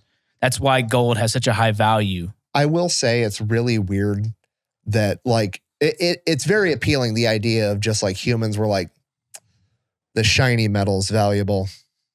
Yeah. Like, that makes sense to me. Kinda. But what doesn't make sense to me is like the more we get along in technological advancement, the more and more important gold appears to be, because like it's used in like circuitry, it's used in all kinds of shit where it's like gold is the only way to do this. And I was like, that seems an odd circumstance. Seems like we were taught that, huh? Is that what you're saying? The Acadians, whatever they're called, the Starseeds? The Arcadians. Not Arcadians. I've been on TikTok too much. I'm trying to soak it up before it goes away. Okay, so you're in on aliens. What else is there? Do you believe in secret societies? I mean, how do you not? I mean, like Freemasons are real. That's a secret society. Like, I mean, are they really bad? I'm not convinced that they're necessarily bad, but I mean, they are a secret society and they are real. So I've heard, I don't know anything about it, really, but I've heard that you join, it's just like a bunch of bros, spaghetti, big in labor, big in the military. And then you're like making your way up through the classes and then you get to the top and whoops, you're worshiping Satan. That's how someone explained it to me once. They're like the highest level. They're like, it's not about God. It's about Lucifer. Like, that's what someone explained it to me. I'm really butchering this description. Interesting. But do they fight the Illuminati or are they on the side of the Illuminati? I have no idea. That's what I'm saying. I don't really believe in the whole one world order thing at all. I know that's a big thing. Just the idea that people are that organized. Oh, yeah, no. It just doesn't seem plausible. No. I mean, you can't get like that. There's one big they're the ones in charge. There's just not. No. It's like Spectre in that James Bond people movie. Aren't that smart. No. I mean, we don't even. It's just people doing dumb shit. We've got drones over New Jersey we can't solve right now. I mean, that's our own government. What are they doing? I don't know, but I'm not that worried about it. People in New York are. They were all talking about it. Let's shoot them. I don't give a shit. They were doing that, apparently. America. It's about the most American thing I've seen there. Pizza was good there, too. Was it? It was actually pretty good. Is it better than Chicago? Say it. Pick one now on camera. If I had to pick one now, New York pizza all day. Chicago's weird because the sauce is on top, the cheese is on the bottom. It's like a job. I don't understand that. Okay. And I don't like O'Hare at all. That's part of it. They lost me there. Butch O'Hare, bro. Chicago pizza, pass. It was pretty good. Here's my hot take. American pizza is way better than Italian pizza. Oh, whoa. Yeah. Whoa. I'll die on this hill. I don't give a shit. Any type of American pizza? Any pizza where somebody said, you know what would be cool? If we spread the cheese out evenly instead of putting 17 fucking baseball-sized globs of mozzarella randomly on the fucking slice is better than whatever the fuck that shit is. You know what I mean? It is. And they got a whole tomato in the middle. Like, yeah. Just this entire nonsense. Like I want to take a bite of pizza. Yeah. I want it to taste like the last fucking bite of pizza I just had. I don't want eating pizza to be like the fucking Valentine's Day chocolates where I don't know what I'm going to get, where it's like, oh, that was bread and tomato sauce. That was fucking 95% mozzarella cheese and I have to chew it for 15 minutes and struggle to swallow it. Yeah, I don't like Italian pizza. See? American pizza's better. It is better. I'll die on this hill. Get mad at me. I don't care. I don't like Italian pizza. See? I'm trying to think if there's ever been a time where... You can't say that. They actually invented it. Yeah, it was the level 1 technology. We've made improvements. They were analog. We're digital, We've baby. invented fucking spread that shit out technology for the cheese. Yeah. Spread the cheese around. Yeah, because now I'm thinking of like, I don't like the margarita pizza at all. Right. It's just weird vegetables. There's no meat. Not a fan. We definitely invented meat lovers. That was sure. Us. They didn't know what to do with that. They were too busy like, Gladiator or whatever, however they talk over there. I don't know. I don't have a good Italian accent. What's a good Italian? Gladiator? What is that? They're Romans, right? Is that not it? Oh, whatever. They're not all home runs. All right. Yep. No, it's fine. We're good. I haven't seen Gladiator 2. You said that was awesome. That was good. I enjoyed it. Should I see it in theaters? It was worth it. It's worth it. I was not disappointed. I went there. I was like, this is better than I was anticipating. I thought for sure they were going to ruin it, and it was pretty damn good. Is Denzel like actually Roman, or does he just do like Denzel the whole time? I mean, Denzel's always just Denzel the whole time. Yeah. He's one of the guys. My gladiators. Yeah. Like you cast him to be him. Yeah. You're not casting him for like his Denzel, brilliant artistic interpretation of a Roman. Like McConaughey. Sewn up. Yeah. Hey, we need a guy to be like a drug dealer in the UK. I'm from Texas, but now I'm in the UK. The Gentleman. Incredible movie. Doesn't change an accent at all.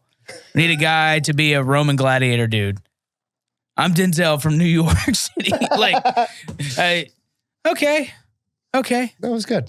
It was good. It was a good movie. I enjoyed it. I want to see it. I also want to see Battle of the Rohirrim, the animated Tolkien movie that just came out. Yeah, what's that all about? It's supposed to be about the guy who's the horn at it's about the Helm's Deep originally. Oh, okay. That'd be cool. But I think It'd be even cooler if it wasn't fucking animated. I think it's Peter Jackson's way to get the franchise back. That's not going to work. That's dumb. I hate that shit. I do too, but like... Also, The Ring of Power sucks. It had so much potential. Everything has so much potential. Nobody's willing to do shit right anymore. It pisses me off. It had, like, the whole first season is like, there's this guy, he's a really tall dude. We don't know who he is. It's Gandalf. That's the whole first season. They're like, who's the guy who fell from the sky who does magic? It's Gandalf. And then, like, you know, Sauron's like hot, and then you're confused the whole time. Maybe that's just me.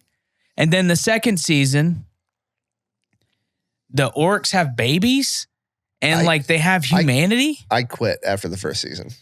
I watched it. It was on a travel trip, and I just downloaded it. It's not even the story that bothers me. What is it? I'm such an asshole. It's just like cinema peaked in like 2010, 2015. It's only gone downhill since. Everything now is like, we can do it faster and cheaper with CGI. Somehow CGI has gotten worse since 2015. What's the peak when you think of that? Pirates of the Caribbean, Dead Man's Chest is the peak of CGI. Brother, I rewatched all the Pirates. They're gold. Every single one of them. They're beautiful. Even the new ones, they're not. You can't go and look at CGI Dead Man's Chest of fucking Davy Jones and all the dudes. It looks fucking real. And then it looks fucking real. Go to CGI now. It's somehow gotten fucking worse. Don't know how, but they did it. And then the other part, and this is like my hot take, quit fucking CGIing all the makeup and shit on the, like. What do you mean makeup? Like now it's like, well, we're just going to put a green fucking suit and some white fucking ping pong balls all over you. And then we're going to computer animate all your fucking shit on and plaster your face on it. Back in the day, it was like, TV was so much better when I knew that the actor had to sit in makeup for 17 fucking hours and just be the fucking character. Just sit there. Like hearing the stories about Jim Carrey, it was like literally going insane playing the Grinch. Yeah. Because it was like the costume weighed so much. It was like cooking him inside out. The contacts hurt his eyes. You know why he had to play the Grinch? Why? Because the wife, the widow of the man that wrote it, said that she would sell the movie rights to the Grinch, but it had a stipulation. There was only 3 actors that were allowed to play the Grinch. Dr. Seuss's wife? Sure. Or like the writer. Whoever owned the rights Probably. to the Grinch. Yeah. It was like that dude's widow. Yeah. And she sold the rights, but in the contract, she stipulated there's only 3 actors that could play the Grinch. I forget the first one, but then it was Jim Carrey and Jack Nicholson were the only people that were allowed to act as the Grinch, which I was like, damn, Jack Nicholson as the Grinch would have been legendary. You know what? And when I see the cartoon, I can see him now. Yeah. It's the big smile. Dude, it is. And he was so good. He was so fucking good in that first Batman too. As the Joker, everything. That was when he didn't need muscles to be cool, to be a leading man. He was just a Lothario, just a guy who liked tail. That was his whole thing. He's like, I'm just a dude who likes women. That was his only superpower. My favorite role of his has to be The Departed, though. I need to go back and rewatch that. It's based on Whitey Bulger. That's who he's supposed to be. Is Whitey Bulger? I mean, that's not what that's based. That whole movie's based off of, I think, like a movie from Japan. You know the dude that Breaking Bad, Walter White's based off of, is out of Mason City. What? Yeah, the real life inspiration for Walter White was a dude out of Mason City that dealt meth and ended up. Somebody was going to testify against him, and he showed up at the guy's house, and the dude's family was there, and he like killed a whole family and buried them out where Walmart is now, and they like found the bodies when they were building the fucking Walmart in town. Oh my God. And that's like, and like when you I'll show you pictures after, but you can pull up his pictures and like he had the big glasses, like he looks like Walter White. Was he a school teacher and shit too? I don't know about that part. I just know it was like math and like it was full on the inspiration for Walter White. That might be one of the greatest television shows of all time. Oh, it's fantastic. You can watch it any given moment. You're like, Better Call Saul is really good too. Better Call Saul is almost better. I really, really enjoy it. It might be because Better Call Saul is not a villain, whereas Walter White's legitimately a fucking villain the entire show. The entire time. You're rooting for him until the second season. And you're like, no, I was rooting against that guy from the beginning. What are you talking about? Well, at first you're like, he's dying of cancer. He's dying of cancer, and his wealthy billionaire friend offered to pay for it for him, and he's like, no, I've got too much pride. I'm going to go fucking sling meth and recruit my former high school students to help me. You know, when you say it like that, I did idolize the wrong guy. But in his defense, he's still pissed off because he sold his part of the company for like 60 grand. I'm sorry, who sold his part of the company? He did. Oh, so he fucked up. His friend offered to bail him out anyways. And he's like, no, I've got too much pride. Bring me my meth baking equipment. Like, get the fuck out of here. Man, am I the problem? I feel like I'm the problem. That just goes to show you of like how you can end up sympathizing with the bad guy. It's the entire show is Walter White having like a couple major character flaws and allowing them to spiral out of control to the point that he ruins his fucking life and the lives of everybody around him. He does. I did hate Skylar the whole time though. His wife. For sure. I hated her. The whole time. I didn't want to, but I couldn't help it. Not a fan. Not a fan. She's like, oh, Walter. And he's like vomiting in the thing. She's like, what's wrong? And he's like, nothing. I had too much to eat and he has no hair. He's obviously going to get like cancer treatment. Oh, it took you that long? I hated her on the first episode when she's like, it's your birthday. Do you want your annual birthday blowjob? That's pretty bad. Yeah. I think I would sit down forever and just not talk to anyone ever again if that was like my birthday gift. Like if that's how my wife approached me, be like, the annual? Yeah, no, that's worse. That's sad. That's defeating. What happened? What'd you get for your birthday? Well, I got my annual birthday blowjob. That just... Not about it. No. So that was the point I disliked her. I want to talk about Pirates of the Caribbean more because I watched it very recently with the children. And we get to the end of it. Was it Dead Man's Chest? No, it's not Dead Man's Chest. What is it? Dead Men Tell No Tales? Something like that. The one with Javier Bardem and everything. Dead Men Tell No Tales. There's a scene with Barbosa. And I'm a girl dad. Scene with Barbosa and the girl that he thought he gave her up and for everything he was a pirate and he was being hunted and all that stuff. And they're all on that chain. I'm getting goosebumps even talking about it. They're all on that chain and she falls and he grabs her and she sees the tattoo, which is her name. It's like a constellation, but it's her name. And she goes, "What am I to you?" And he goes, "Treasure." And then the guy comes up and he lets go of her and kills the other dude to save everyone. And I was like, bro, what a way to go. Like, women want to die peacefully in their sleep. Men want to die like avenging their family and protecting them. It's the perfect way to go. Dude. Can we talk about the real hero of that movie? Not even the movie. The real hero of that 15 years of cinema. Giant up. It's Orlando Bloom. What? Hear me out. He annoyed the fuck out of me because every woman thought he was the hottest man on the planet. Yeah, and he's hot. He's like pretty like effeminate looking, no offense. But like, hear me out. Motherfucker was in Pirates of the Caribbean and Lord of the Rings at the same fucking time. Like the two biggest movie franchises. It's a record. Probably ever. It's a record. And he's major roles in both of them. It's fucking crazy. But you're saying he's the hero though. I'm just saying, like, just Orlando Bloom's a hero for being able to pull off both of those roles. That is true. At the same time, like, and then he came back and he did The Hobbit too, right after that. I love The Hobbit. I might like the Hobbit series better than the original. Yeah, calm the fuck down. I mean, it was good. It's so good though. It was good. Like, it's so good. I will admit, there's nothing fucking cooler than a bunch of dwarves rolling up on pigs. And then building a shield wall. That's the best part. The dwarf shield wall. Oh my God. The dwarf shield wall is so epic. And then the elves go and fuck it up because they're like, wow, look at this really, really stable interlocking shield phalanx that the dwarves have built. You know what we should do? Jump over the fucking top of it. Like, how about you stand your ass behind the wall and just fucking poke them? Just do the, do the thing. Yeah. Do the thing. No, we're going to hurdle over you guys and try to steal all the glory and make your shield wall completely ineffective. Pissed me off. Just him riding up on pigs and he's like, oh, whatever his name is, Billy O'Connell, whatever that guy's name. So great. Just giant fucking potato masher for a weapon. And then they're like chasing him off and they're like on goats or rams or something. It's just that whole, it's the five armies. That whole thing's perfect. This might sound stupid. What? Because the entire thing is like all fantasy fairy tale shit, but like, I feel like The Hobbit is more fantasy fairy tale shit than Lord of the Rings is.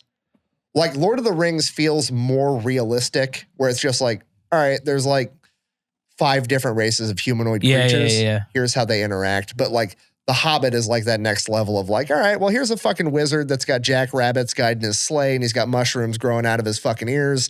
And then we're riding around on giant fucking billy goats. And so I still like it.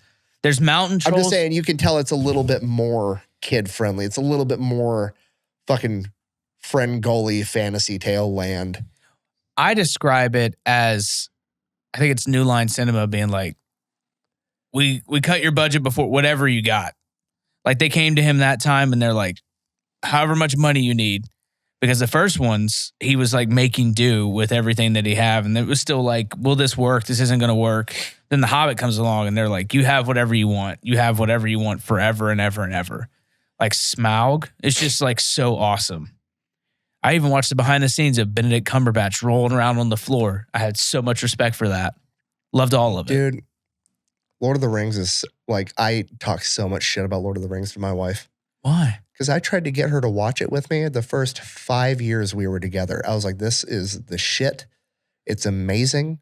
She's like, no. What? It's nerdy boy stuff. Blah, blah, blah, blah, blah. Goes off to college and her fucking dorm mate is like, oh my God, it's so beautiful and the scenery. And she watched it with her and now she fucking loves it. And I was like, that's what happens, dude. That's what they do. That's what them women do. Another female's got to sign off on how awesome Lord of the Rings is before you'll just trust me on it. Now it's like her favorite movie. She watches Lord of the Rings more than I do. Does she watch the extended editions? She watches all of it. She'll just fucking watch them all the way through. No, I mean like the 3-hour ones. Yeah. Oh, dude, I'm in on it. I bought all of them. I sit down. Rich had an idea that we should do it. Like he's like, Zach, what I want to do is sit down and start the day with Fellowship of the Ring, full extended edition, and then we watch all of them. You know what I mean? And then she comes to me with some okay, well, we watched your movie. It was really good. I liked it. Now we have to watch one of my movies. Like, What's her movies? Fuck, what do you want to watch? Let's watch the Titanic. Fuck no, I don't want to watch the goddamn Titanic. Can't do Titanic. Why not? It's such a good movie. No, it isn't. It's a fucking horror story. Yeah. Like, what the fuck is this? Oh, fucking the old fucking Betty White, the old bitch, fucking had a loving husband for 50 fucking years. And then after he fucking dies, after supporting her entire life, she goes back and fantasizes about the one time she fucked a homeless guy on a boat. No, get the fuck out of here. That's it. That's the entire storyline of that movie. It is. And the whole time I just want the girl to be like, Grandma, what about Granddad? Like, what? Why are you doing this? One of the best movie ever. What? She dragged me to a chick flick at the movie theater. Okay. And it was the best chick flick of all time. What is it? Tyler Perry's Temptation. I've not seen that. Bro, I'm going to, spoiler alert, the whole fucking movie is about a young couple from, a small town. They get married. They're in their early 20s. He's going to school to be a pharmacist. She's like a high-level receptionist, like intern type person at some big fashion agency. And they moved to the big city. They're living in a tiny apartment together, like very romantic, getting their lives started. And the wealthy CEO boss man starts hitting on the hot secretary that's married. And he ends up basically convincing her to sleep with him. And they have this affair while this sweet, innocent dude's just trying to get through pharmacy school. And she ends up having this huge affair and all the, relationship drama, BS goes on. Yeah. They end up getting a divorce. And the movie ends with the wife, the lead female role, having to go to the pharmacy that's now owned by her ex-husband to pick up her AIDS medication because her boss gave her AIDS. Fucking the end of the movie. I'm fucking laughing hysterically in the movie theater. And my wife is like, oh my God, that movie's so sad. No, that movie's fucking awesome. Karma. Oh, it's so good. AIDS is rough. Single-handedly made me a Tyler Perry fan. Really? Oh, yeah. Was it Medea for you? Huh? Was it Medea I've for you? never seen one until then. I was like, I'm going to watching all of his movies now. That was fucking dope. That was the biggest fucking sucker punch ever. And I loved it. I'm going to have to watch it. Oh, it's so good. Even though I know the end, I still just want to watch it. I want to see the journey. You got to watch it with your wife and don't tell her. Dude, she's been making me watch, I hate it because I got pulled into it. Love is Blind. We love Love is Blind. Nope. She loves Love is Blind. Don't know what that is. Love is Blind, Nick. So the premise is there's like 8 to 10 people, guys and gals, and then they go on these dates. They go on pods, and they don't see each other, and they just they like go on dates, and they just get to know each other based off personalities. Okay. Right? Yeah. And then at the end of it, they decide to propose to each other. Wait, no. On TV. On TV. So like, I don't know how long the dating scenario is. Is there like a financial incentive to get married without seeing the person? Well, hopefully they'll become like famous out of it, but they get like a dream wedding. And so like, I don't know how they date. They date without seeing. The guy proposes, and then they have like a month or so of like trying to work it out. And then at the end, they decide if they want to start their lives together. That's Love is Blind. Has this ever worked out? I think like there's usually like 1 or 2 per season, but the one that was most popular recently was this. And so they all do like workarounds. They'll be like, so like, what do you look like? And the guys for the most part are like, they know to like kind of downplay it, because the first few seasons, everyone was overselling it. Girls and guys were overselling their looks and everything about them. But then, they see like the response online and stuff. So now they're a little wise to the game.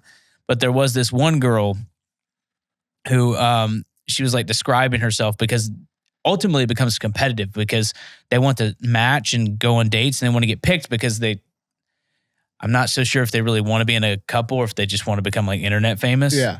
But this one girl goes, well, I don't know, but like, I kind of look like, I've been told, like Megan Fox. Oh, Hannah did show me this. She showed me the clips of this. And the guy's like,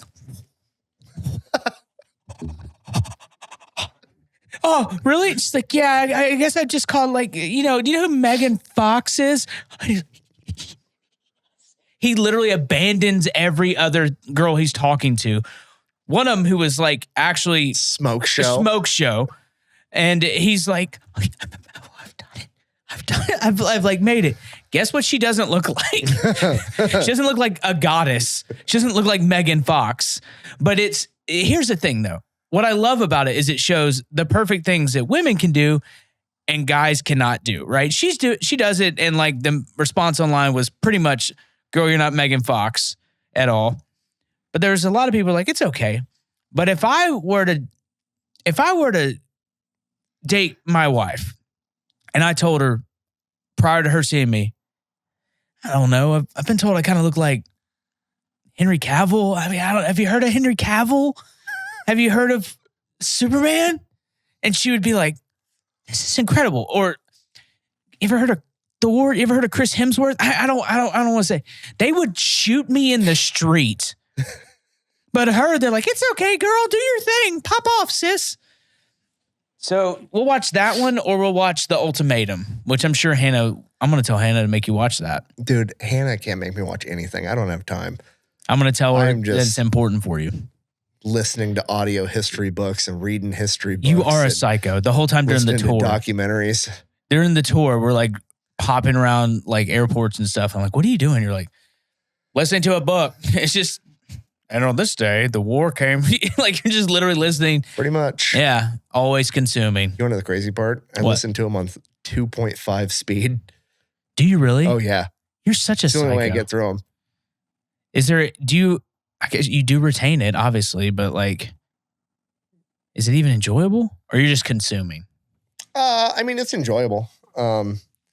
It's just, it gets awkward sometimes because it'll be like a really good story, like the memoirs of some dude, and it'll be like the pinnacle of the story. It's like the moment where Roy Benavidez is told that he's never gonna walk again, and he's fucking dragging himself across the hospital floor at night to do physical therapy by himself, fucking holding himself up with tears in his eyes. And then he finally fucking gets to the point that he can walk out of the door and he gets to stay in the army. And I'm like mowing the lawn or doing the dishes. Like, my wife's like, why are you crying? I'm like, don't fucking worry about it. Just fucking things are happening right now in my ear. It's just a good story. Chapter 12.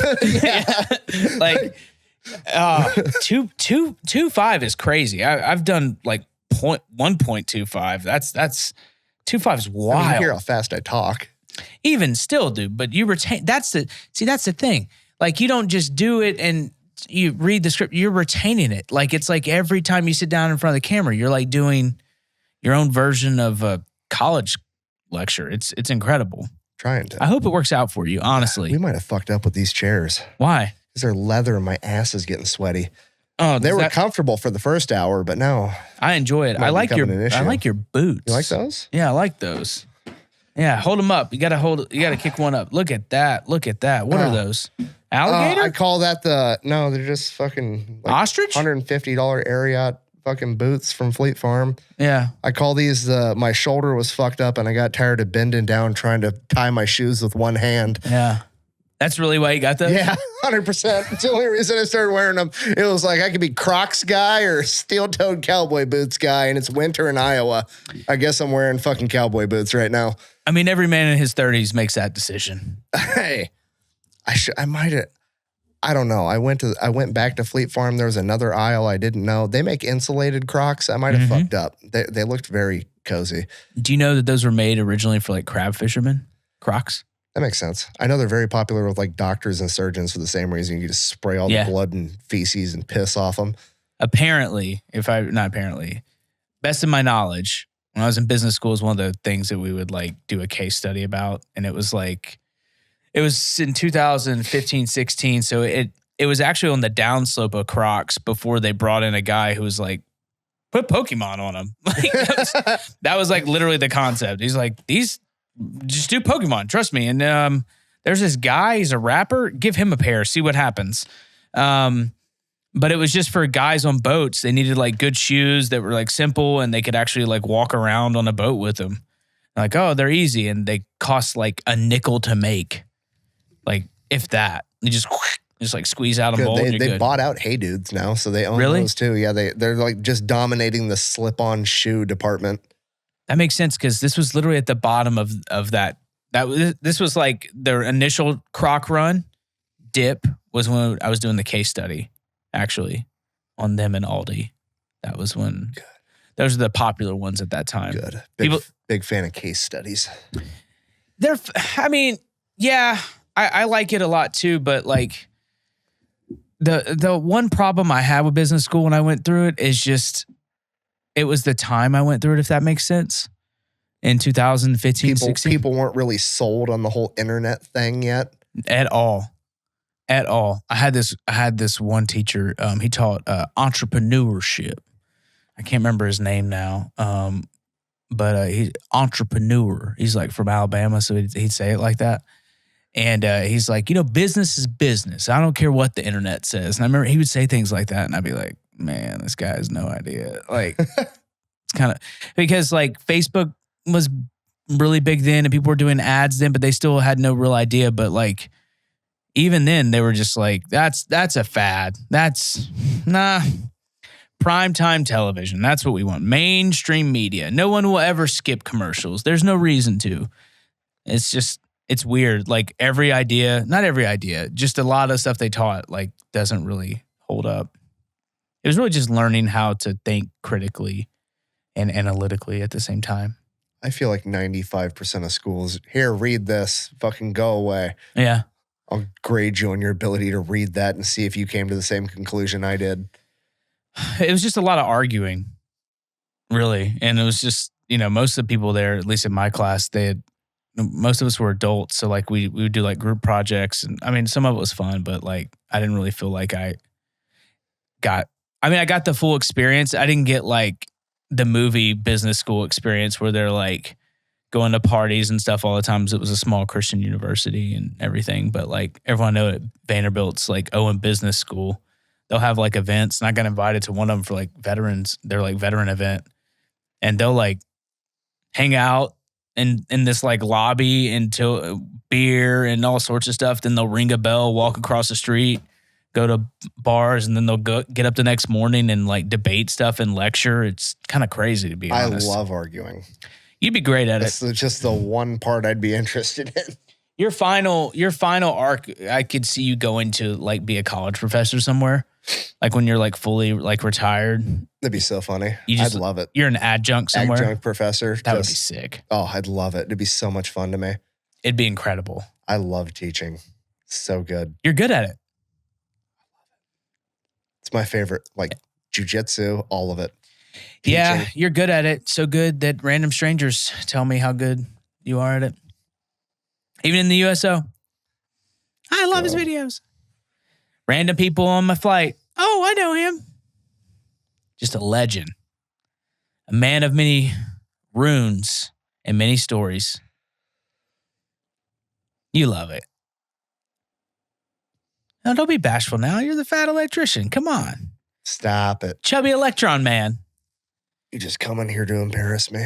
I don't come to embarrass you. I like your storytelling better than anyone else, so I'm going to try to steal it. So, go. Ready, go. I can't do it. I'm too pastoral from like hearing my Uncle Jay like talk about like, and the good book says like my default is like Southern pastor, like, and it says, mine's auctioneer. Yeah, yours like that show, The Righteous Gemstones, about like the mega churches and stuff, like Baby Billy. There's one character, Baby Billy. He's like, he has slick white hair and never moves, and like he like makes up his own concoction of like cure-alls. He's like, this will cure anything, the COVID and all sorts of stuff. And I got scientists and everyone working on this stuff 24/7. Reminds me of my great uncle, who was a pastor / used car salesman. And he would preach. What a crazy fucking career combo. Yeah. He got us a Thunderbird one time. Was the church connected to the car dealership? Not financially, but no, literally. Were they connected? No. Did they share a parking lot? No, they did not. But he would always have on these suits, and it's, he had this kind of like it was like a mob. I didn't know it was a pastor for like so long, and because he looked like a mob boss. Like he had rings on his fingers and stuff, and like, not like a wedding ring, but like pinky rings and thumb rings. I don't know.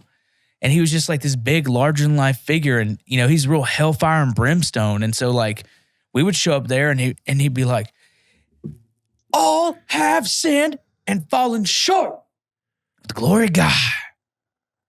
And he's like red faced, and it's hot, and he's up there, and he's grabbing that pulpit, and it's not the pulpit, the stand, and it's got sweat all in it, and he's just thumping the good book, and you're just like there, and then like literally like a few hours later, he's like, "This Impala will change your life.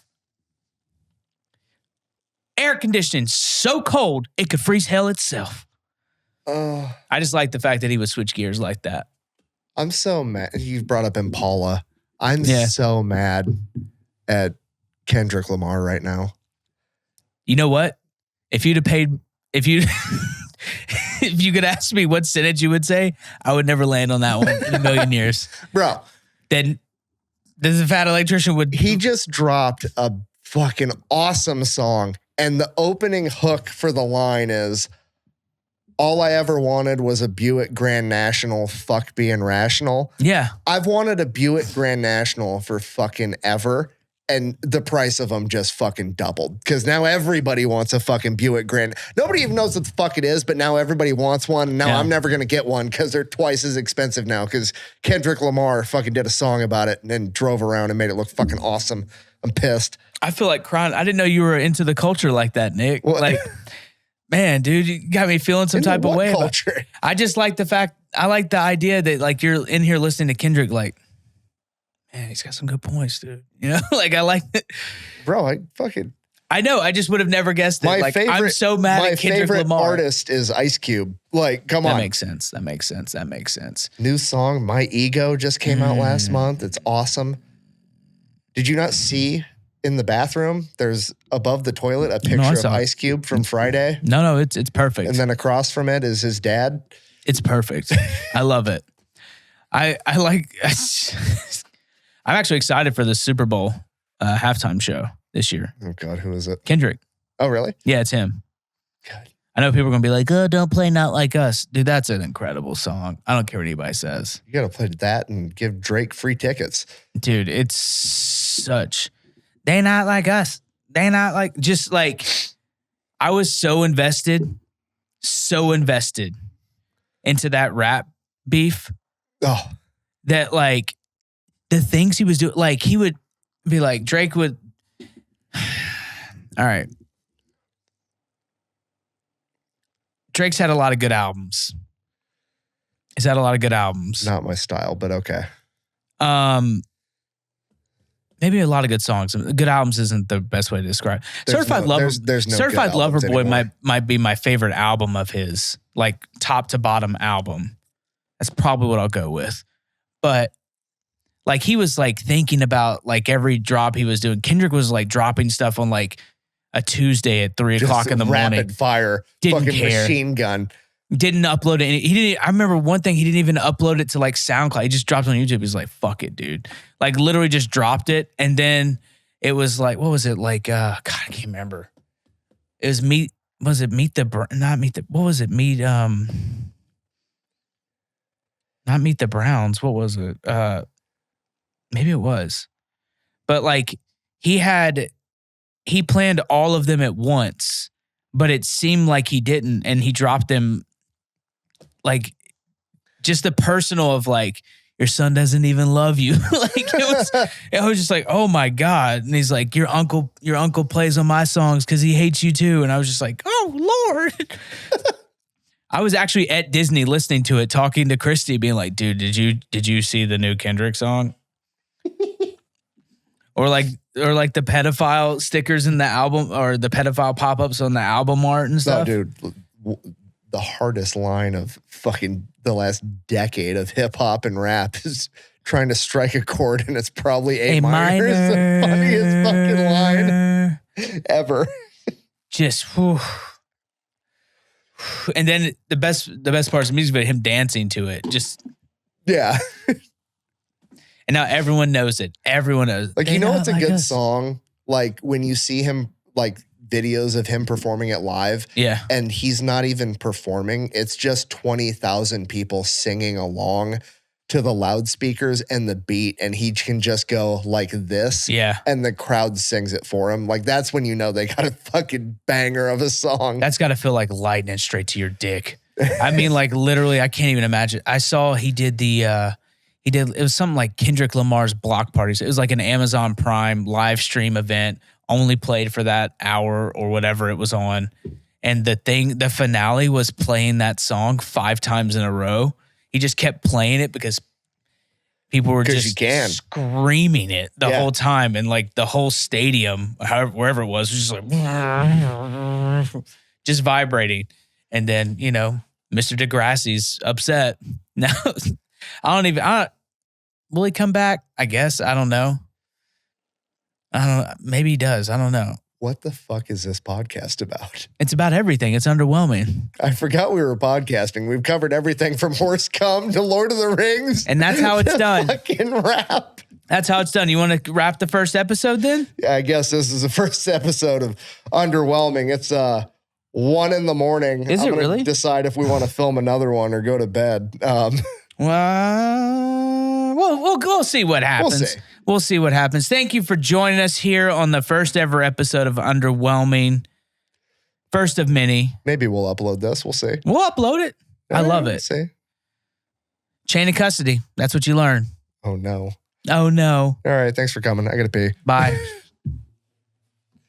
That's how it's done.